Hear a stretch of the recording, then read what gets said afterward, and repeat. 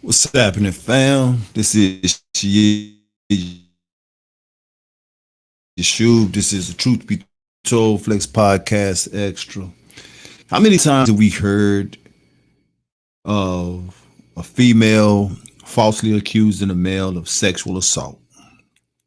And generally, when this happens, the male ends up in jail fighting for his life, trying to prove that the allegations against him was false.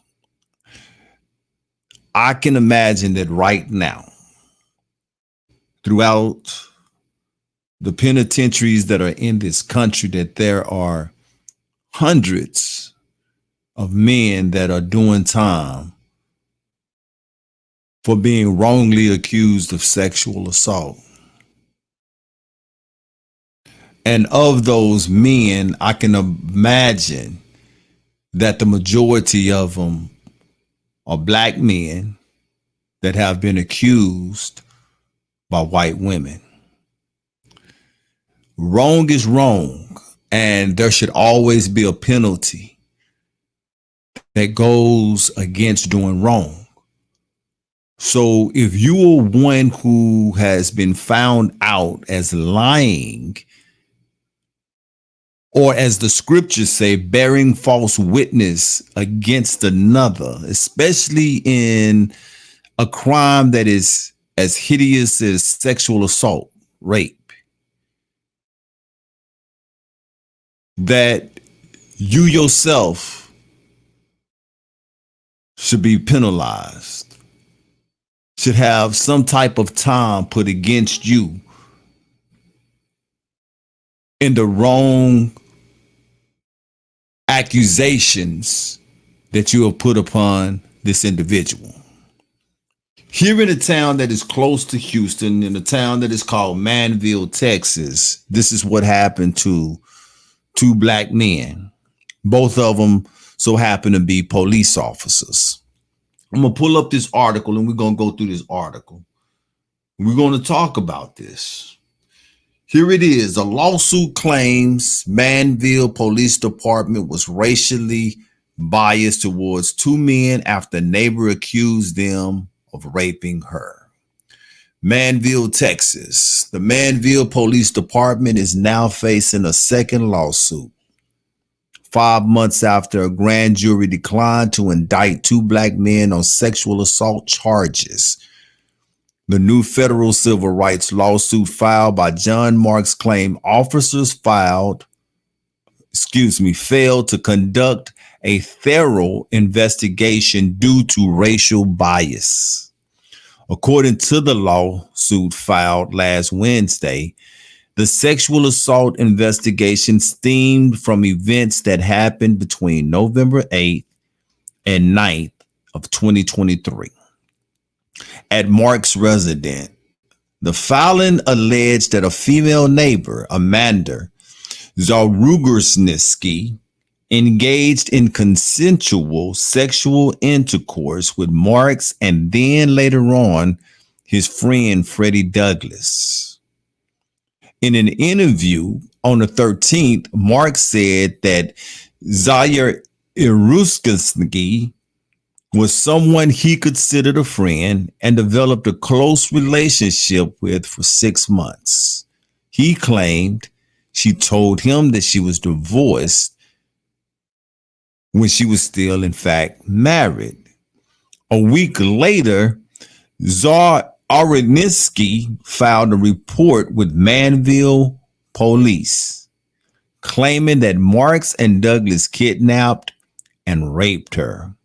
Both men say that they were arrested and jailed without being interviewed by officers beforehand about the allegations. Police charged them with aggravated sexual assault. It totally turned my world upside down. It was literally a nightmare having my life in somebody else's hands. It was 3 felony charges of the most heinous thing a man could possibly do, Mark said. I was fearful, thinking they were going to come back into my house, causing me to be hypervigilant and not being able to sleep. Douglas is a former officer with the El Campo Police Department whose attorney said he was named the 2020 Officer of the Year. His employment was terminated as a result of the sexual assault charges. In March, a grand jury in Brazoria County declined to indict the two men. Mark said he believes his home surveillance video was the critical piece of evidence that prevented the case from moving forward. The cameras reportedly captured the neighbor's arrival and departure and her moving freely around the house. Mark's attorney, Justin Moore, claims Manville police investigators ignored the surveillance video and purposely left it out of their case due to prejudice. What happened to my client shouldn't happen to anyone in this country. Not in this year, 2024. This is something that goes back to the Jim Crow days.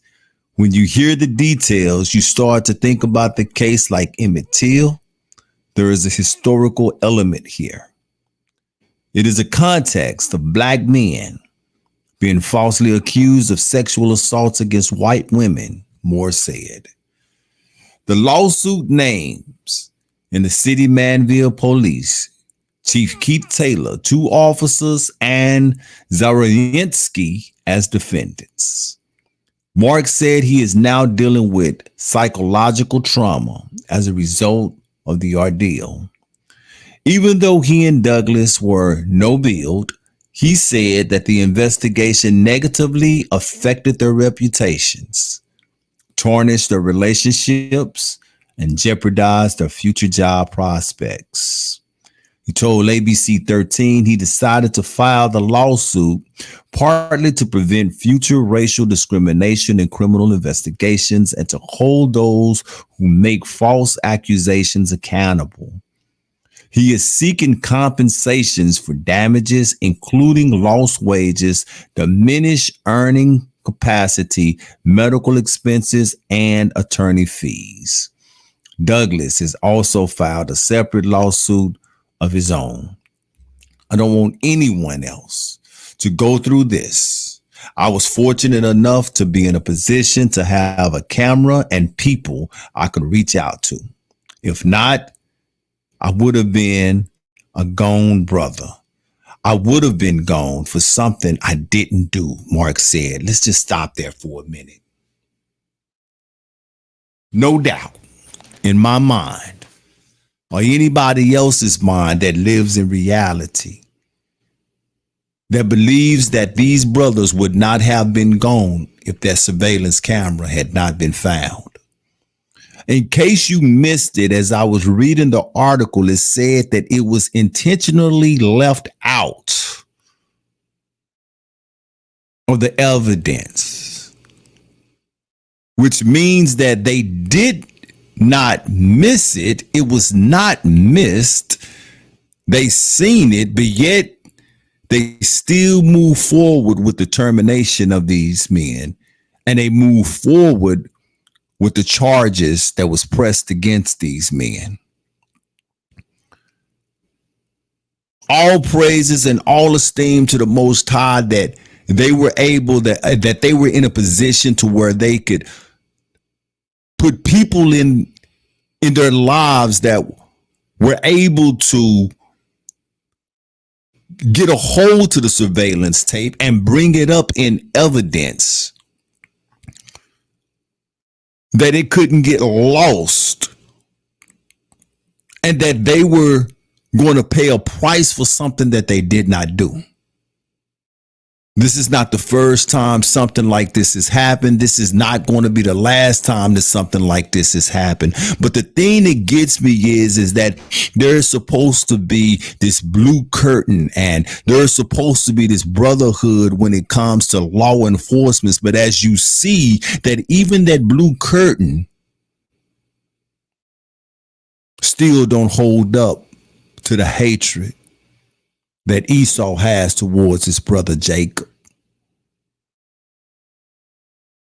When it comes to that hatred that Esau has towards his brother Jacob, that the brotherhood that's supposed to exist in law enforcement, it still comes second to that. You would think that these two officers would have the support of their brothers and that they would do a thorough investigation to find out if Mrs. Z, I'm gonna call her Z because I can't pronounce her name, no, and I'm not gonna say Mrs. Z, forget that, scratch that this lady Z, to see if she was telling the truth on the accusations that she was making. Now, one officer, he was named Officer of the Year just 4 years ago. Now, I've always been told in my life that you should always judge a man by his character because his character speaks volume of who he is and what he is capable of and what he is not capable of. Throughout the relationships that they have built throughout the force, you would think that their brothers that they serve and protect would know that if they was capable of such. But yet, they were arrested and they was terminated on the words of a white woman. I believe Mark when he say that he is traumatized.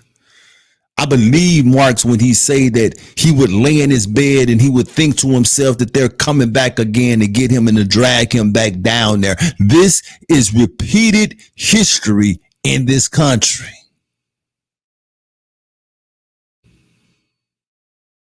Another reason why we should not share our seed with strange women.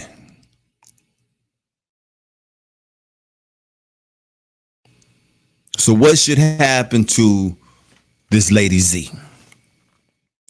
The surveillance camera, it is proven that she was lying about the accusations. The surveillance cameras prove that the sex that went on in that house was consensual and that she was moving about the house freely and at any time she could have went. So that proves that she also was not kidnapped. She was not being held against her will. Me, my opinion, she should be jailed. She should serve some type of time. She should have to register as a false accusator of sexual assault. If a sexual assaulter has to register himself as a sex offender, she needs to register herself as well in some type of capacity. Some type of capacity that would stop this foolishness if the accuser who have been found out to be a liar have some type of consequences to face. Because these brothers are still dealing with the fact of being lied on. They don't have a job. It may be hard for them to get employment somewhere else. And people are looking at them as if they did do this here, knowing darn well that this lady gave it up to them freely. Why did she come back and say that she lied? Well, Mark said that she told him that they was divorced. Maybe her husband found out about it. And instead of her owning up to the fact that she gave it up to two brothers, they raped me. You know how sexually violent they are anyway. They held me against my will. And when she took this to the police, instead of them investigating the matter, they took her word, arrested them and charged them, and relieved them of their duties. In this instance, we want to say thankful for the surveillance cameras that Mark had in his house, because without them, he is absolutely right. he would have been a gone brother. This is Yeshub Judah. This is the Truth Be Told Flex podcast extra. She said she was kidnapped and raped, but the home surveillance is said different. Y'all let me know what y'all think of this one.